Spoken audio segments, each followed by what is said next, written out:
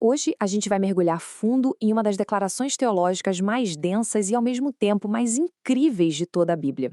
É uma única frase, lá no Evangelho de João, que consegue a proeza de apresentar um problema de proporções cósmicas e, na mesma respiração, entregar a sua solução de um jeito que é de cair o queixo. A gente está falando de João capítulo 1, versículo 18, e o que vamos desvendar aqui juntos é algo que redefine a nossa própria capacidade de conhecer a Deus. E tudo começa aqui, com essa pancada, uma frase curta, reta, que parece um muro na nossa frente, fechando qualquer possibilidade. Ninguém jamais viu a Deus. Para pensar um pouquinho no peso disso. Não é um exagero, uma força de expressão. João está estabelecendo um fato teológico fundamental. Nenhum ser humano, não importa o quão perto de Deus tenha chegado, nem Moisés, que conversava com Deus como um amigo lá no Monte Sinai, nem o profeta Isaías, que teve aquela visão impressionante do trono no templo, absolutamente ninguém jamais conseguiu ver a essência completa, crua, sem filtros de Deus Pai. Esse é o nosso ponto de partida, um abismo intransponível. E claro, essa afirmação joga a gente direto nessa pergunta, que é a pergunta de US$ 1 milhão. Se a natureza essencial de Deus é ser invisível, se ele está, por definição, além do alcance dos nossos 5 sentidos, então como é que a gente pode falar em fé, em relacionamento, em conhecimento? Como é possível amar, seguir ou adorar um ser que, por sua própria constituição, é inacessível? Essa é a tensão, o drama teológico que João constrói com maestria, preparando o palco para a solução que ele vai apresentar. É um problema que, sinceramente, assombra a humanidade há milênios. Vamos entrar agora na nossa primeira parte, o abismo invisível. Porque para a gente ter a dimensão real do quão revolucionária é a resposta de João, a gente precisa primeiro sentir o peso do problema. Esse abismo não era só uma ideia abstrata, filosófica, era uma realidade palpável, temida, que estava cravada na consciência do mundo antigo. No pensamento do Antigo Testamento, a santidade de Deus, a sua transcendência, era algo absoluto. Deus era o totalmente outro. Existia uma fronteira que simplesmente não podia ser cruzada entre o Criador e a criatura. Lembra da história de Moisés em Êxodo? Ele era o homem que tinha maior intimidade com Deus. Mas mesmo assim, quando ele tem a ousadia de pedir para ver a glória de Deus, a resposta é direta, quase assustadora. Você não pode ver a minha face, porque ninguém pode me ver e continuar vivo. A ideia era que a santidade pura de Deus agiria como um fogo consumidor diante da nossa imperfeição. Ver Deus em sua plenitude significava aniquilação instantânea. E o Novo Testamento, escrevendo em grego, usa uma palavra bem específica para isso: auratos, invisível. Mas a nuance aqui é fundamental. A invisibilidade de Deus não é como a de alguém que se esconde atrás de uma cortina, sabe? Não é uma escolha temporária dele. É um atributo essencial da sua natureza, do seu ser. É como o apóstolo Paulo diz: ele habita em luz inacessível. Tentar olhar diretamente para a essência de Deus seria como tentar segurar o sol com as próprias mãos. É uma impossibilidade que faz parte da própria estrutura da realidade. E aí, diante desse abismo, o que a humanidade fez ao longo da história quando deixada por conta própria? Basicamente, seguiu por dois caminhos que não levam a lugar nenhum. O primeiro, a idolatria, que é a nossa tentativa desesperada de tornar o invisível em algo visível, de criar uma imagem, um ídolo, um objeto, qualquer coisa que a gente possa ver, tocar, controlar. É nossa mania de tentar diminuir Deus até que ele caiba na nossa mão, na nossa caixinha. O segundo caminho é o agnosticismo, que é quase um orgulho intelectual que, diante desse mistério imenso, simplesmente joga a toalha. Declara que, já que Deus não pode ser visto, medido, provado em laboratório, então ele não pode ser conhecido. Ponto final. Ambos os caminhos, no fim, são becos sem saída. Então vamos recapitular. Se a gente não pode cruzar o abismo em direção a Deus, a única esperança que resta é que o próprio Deus decida cruzar esse abismo na nossa direção. E é exatamente isso que o Evangelho de João afirma que aconteceu. Mas quem teria as credenciais para uma missão dessas? Quem poderia ser a ponte sobre esse abismo? A resposta de João é de uma precisão cirúrgica e, para muita gente, até hoje, chocante. E aqui a gente chega num ponto que, olha, é fascinante. João continua o versículo dizendo que quem revelou Deus foi o Deus unigênito. Talvez a tradução que a gente mais ouve por aí seja Filho unigênito, certo? Mas o fato é que os manuscritos mais antigos e mais confiáveis que temos do Evangelho de João trazem a expressão grega monogenes theos, que significa literalmente Deus unigênito. A implicação disso é um terremoto teológico. Aquele que veio revelar Deus não é só um enviado, um representante. Ele é, em sua própria essência, Deus. E a palavra-chave para destravar isso tudo é monogênes. Por muito tempo a gente traduziu como unigênito, o que pode levar a uma ideia de geração, de nascimento, como no nosso mundo. Mas o significado real dessa palavra grega é muito mais profundo. Significa único em sua espécie, singular, incomparável. Pensa num item de colecionador que é literalmente o único que existe no mundo. É isso. João está dizendo que a relação de Jesus com o Pai é absolutamente única em todo o universo. Não existe nada, nem ninguém que se compare a ela. Ele pertence a uma categoria só dele. Então, a gente amarra o raciocínio.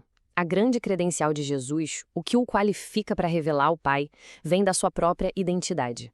Ele não é só mais um profeta na longa história de mensageiros. Ele não traz uma carta de Deus. Ele compartilha da mesma matéria-prima divina, da mesma essência.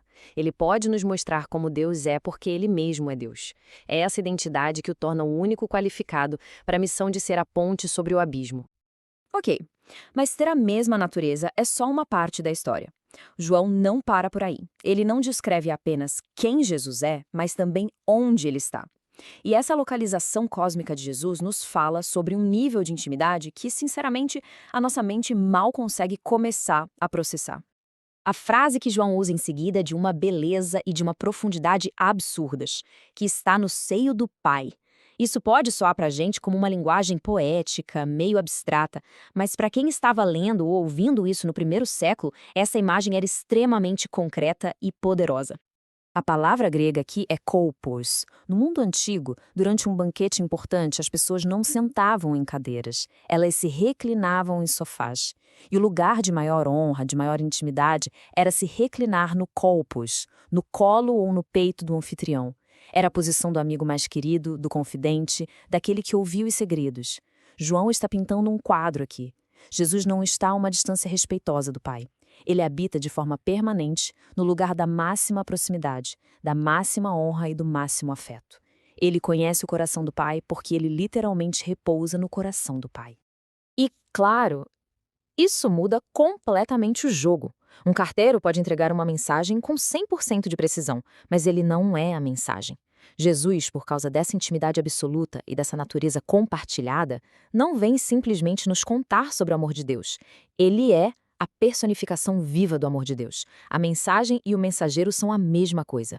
Ele não fala em nome de Deus. Deus fala através da própria pessoa dele. Muito bem, nós já estabelecemos o problema gigantesco do Deus invisível.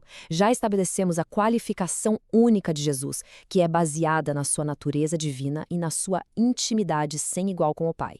Agora a gente chega no clímax da frase, no verbo de ação, naquilo que resolve o grande dilema da humanidade. O que afinal Jesus fez?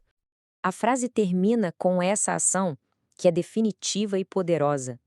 No grego original, é uma única palavra que carrega todo o peso dessa revelação divina. Ele o tornou conhecido. As nossas traduções usam revelou, declarou, deu a conhecer e estão todas certas. Mas a palavra que João escolheu aqui é de uma precisão técnica e de uma genialidade que vale a pena a gente parar para admirar. A palavra é exégesato. E aqui está o coração de toda a nossa análise. É dessa palavra que vem o nosso termo exegese, que a gente usa para descrever a interpretação cuidadosa, detalhada de um texto. O que João está dizendo é algo alucinante. Jesus fez a exégese de Deus. Se Deus Pai era como um texto profundo, complexo, até intimidador na sua grandeza, Jesus é a interpretação viva, clara e acessível desse texto. Ele não nos deu um manual sobre Deus. Ele se tornou a narração viva de quem Deus é. E essa exegese, essa narração não foi feita com discursos teóricos, mas com uma vida. Cada ato de Jesus foi um parágrafo, uma frase nessa explicação sobre o Pai. Quando ele tocou num leproso e o curou, ignorando todas as regras sociais e religiosas, ele estava fazendo uma exegese da compaixão do Pai. Quando ele virou as mesas dos cambistas no templo, confrontando a hipocrisia e a exploração, ele estava fazendo uma exegese da justiça do Pai. E no fim, quando ele estendeu os braços na cruz, ele realizou a exegese definitiva, insuperável, do amor sacrificial do Pai. A vida de Cristo é a hermenêutica de Deus. Agora, Vamos juntar todas essas peças do quebra-cabeça. O que significa, na prática, no final das contas, que Jesus é a exegese viva do Pai? Significa que a busca de milênios da humanidade por Deus encontrou nele seu destino final, seu ponto de chegada perfeito. Essa imagem aqui resume perfeitamente o ponto. Se Deus Pai é o texto original, muitas vezes difícil de decifrar, a instrução para entendê-lo não é mais olhar para as estrelas ou se perder em filosofias. A instrução agora é: leia a exegese viva, olhe para Jesus. Quer saber como Deus se parece? Olhe para Jesus. Quer saber como Deus pensa? Ouça Jesus. Quer saber como Deus age? Veja o que Jesus fez. Ele é a tradução perfeita, sem perda nenhuma, do divino para o humano. E é aqui que o círculo se fecha de uma forma simplesmente espetacular. Lembra do nosso ponto de partida lá em Êxodo? Ver a face de Deus significava morte certa, fim de papo. Mas agora, por causa da exegese viva que é Cristo, essa equação foi completamente virada de cabeça para baixo. Ver Jesus, que é a imagem exata do Deus invisível, é finalmente ver o Pai. E o resultado dessa visão não é a morte, mas a vida eterna. Aquele que antes era inacessível e temível se tornou acessível e redentor na pessoa do Filho. E a gente termina com essa pergunta que fica para a reflexão de cada um. Se a gente aceita essa premissa de João, de que Jesus não é apenas um mapa para chegar a Deus, mas a própria encarnação, a própria interpretação de Deus, então a questão se torna profundamente pessoal. Quando a gente olha para os nossos medos, para os nossos desafios, para as nossas alegrias e para as nossas dores, o que a exegese de Cristo revela sobre Deus, o que a vida, a morte e a ressurreição dele interpretam sobre o caráter de Deus, bem no meio da nossa realidade aqui e agora. Essa é a pergunta que João 1,18 deixa ecoando para cada um de nós.